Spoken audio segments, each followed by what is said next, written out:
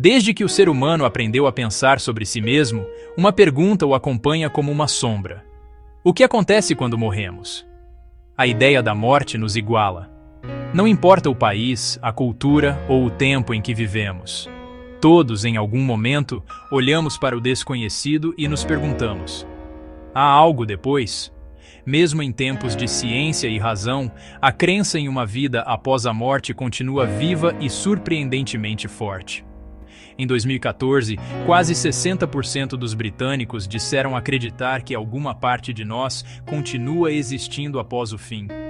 Nos Estados Unidos, país profundamente religioso, uma pesquisa revelou que 72% acreditam que pessoas boas vão para o céu e apenas 4% acreditam que más ações levam ao inferno.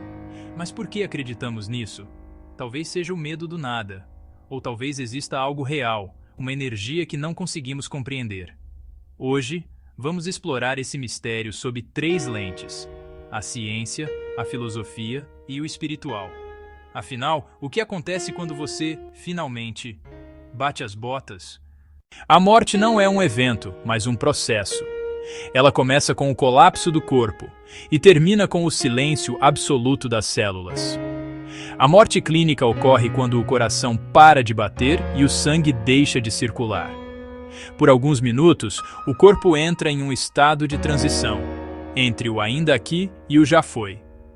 Durante esse breve intervalo, a ciência já registrou algo curioso. Pessoas declaradas clinicamente mortas, mas reanimadas minutos depois, relatam experiências de quase morte. Muitos descrevem uma sensação de paz, uma luz intensa, ou a impressão de flutuar sobre o próprio corpo. Outros afirmam ter ouvido os médicos conversando, mesmo sem batimentos detectáveis. Pesquisas conduzidas em universidades como a de Southampton e a de Nova York investigam esse fenômeno. Em 2014, um estudo analisou mais de 2.000 casos e concluiu que a consciência pode persistir por até 3 minutos após a parada cardíaca. Mas o que é isso? Um último eco do cérebro? Ou a prova de que algo continua? Se ninguém te traz de volta, o cérebro apaga por completo. Sem oxigênio, os neurônios morrem. E o corpo cruza o limite invisível da morte biológica. A partir daqui, não há retorno. O jogo termina. Quando o coração para e o cérebro silencia, o corpo entra em sua própria rotina final. Músculos relaxam, articulações perdem força. O que antes era vida, agora é peso e inércia. Até mesmo o rosto muda. Os olhos perdem o brilho e a expressão se apaga. Logo depois, vem o livor mortis, o acúmulo de sangue nas partes mais baixas do corpo, causado pela gravidade. A pele adquire tons arroxeados e manchas características, como se o corpo começasse a desenhar seu próprio adeus. Cerca de 2 a 6 horas depois, surge o rigor mortis, a rigidez cadavérica. Os músculos endurecem à medida que o cálcio se infiltra nas células. A pessoa que um dia se movia, respirava e sorria, torna-se estática, imóvel, parte do cenário.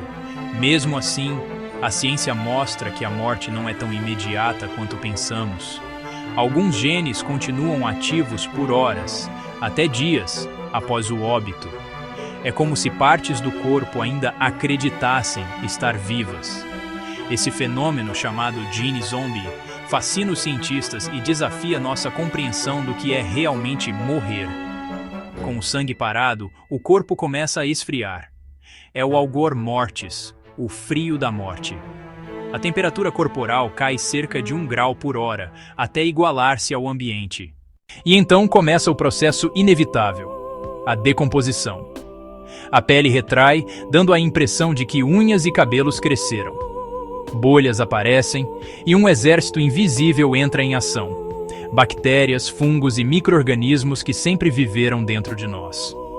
Essas bactérias, agora sem controle do sistema imunológico, passam a se alimentar do próprio corpo. É a putrefação, o retorno à natureza. O cheiro é forte, inconfundível, uma mistura de gases e compostos orgânicos que anunciam: a vida se foi. Mas há algo poético nisso. A morte alimenta a vida. Cada célula que se decompõe volta ao ciclo biológico, servindo de nutriente para outros seres. O corpo desaparece, mas a matéria permanece. De certa forma, nada realmente morre, apenas muda de forma. Se enterrado, o corpo pode levar de 8 a 12 anos para se reduzir a ossos. Mas em ambientes secos ou congelados, o processo pode levar séculos. A múmia de Ötzi, encontrada nos Alpes, tem mais de 5.000 anos, um lembrete de que até a morte pode ser lenta. E quando o corpo se vai, o que resta? A ciência para na decomposição. Mas o pensamento humano vai além. Desde Platão, acreditamos que existe algo chamado alma, uma centelha que não se apaga com o corpo.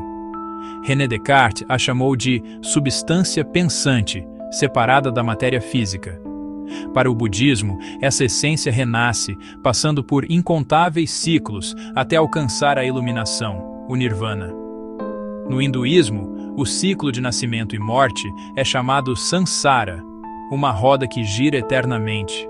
Já para o cristianismo, a alma segue seu caminho final, céu, inferno ou purgatório, dependendo das ações em vida. Nietzsche trouxe uma visão mais filosófica e inquietante, o eterno retorno. Ele acreditava que tudo no universo, cada gesto, cada pensamento, cada vida, se repete infinitamente. Assim, viver bem seria aceitar essa repetição com alegria. E os cientistas? Alguns, como o físico Roger Penrose, sugerem que a consciência pode estar ligada à estrutura quântica do cérebro. Ou seja, talvez a mente humana seja mais do que apenas biologia. Talvez sejamos, literalmente, feitos de energia consciente. A verdade é que ninguém tem respostas definitivas. A morte é o grande limite da experiência, e por isso ela é também o maior mistério. Mas talvez a lição esteja justamente aí.